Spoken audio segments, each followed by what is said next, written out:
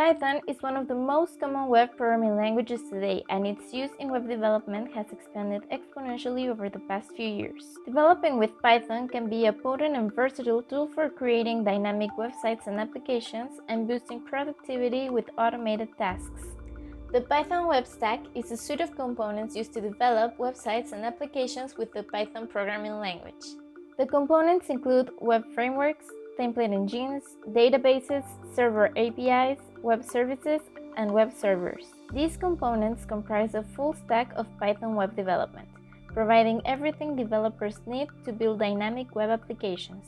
Python is used primarily in the back-end of web development and is often part of a LAMP stack which consists of Linux, Apache, MySQL, and PHP.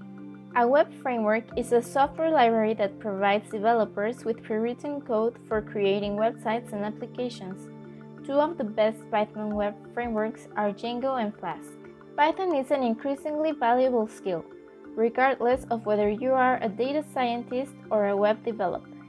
With its versatility and wide range of applications, learning Python is an excellent foundation for success in any technology-related field.